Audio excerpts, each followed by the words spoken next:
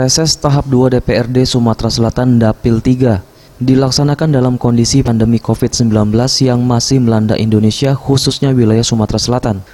Tetapi hal tersebut tidak menyurutkan 12 anggota DPRD Dapil 3, yakni Muhendi Mazareki, Kano Friandi dari Partai Demokrat, Meli Mustika, Ike Mayasari dari PDIP, Nawawi Anang dari Partai Golkar, Sri Sutandi dari Nasdem, Asweni dari PKS, Ahmad Firdaus dari Perindo, Haji Ali Imron dari Hanura, Haji Meri dari PKB, serta Raden Gempita dari Gerindra dengan Koordinator Reses Junaidi dari PAN untuk melaksanakan tatap muka dengan warga di Kecamatan Lempuing Jaya.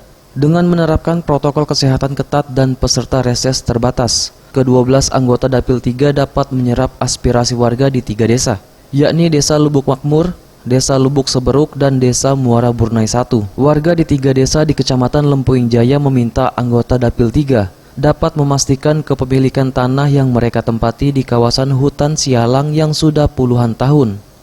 Menanggapi permasalahan warga, Asweni, anggota Dapil 3 dari PKS, meminta warga untuk tidak berkonflik mengenai kepemilikan lahan yang mereka tempati. Asweni mengatakan pemerintah provinsi bersama DPRD bersama pemerintah Kabupaten Oku dan Kementerian Dalam Negeri untuk melakukan tindak lanjut jangan sampai penyelesaian hutan Sialang ini menimbulkan konflik antara pendatang dengan penduduk pribumi. Pemerintah provinsi bersama DPRD juga segera bersama pemerintah Kabupaten Oki dan Kementerian Dalam Negeri untuk melakukan tindak lanjut. Jangan sampai penyelesaian hutan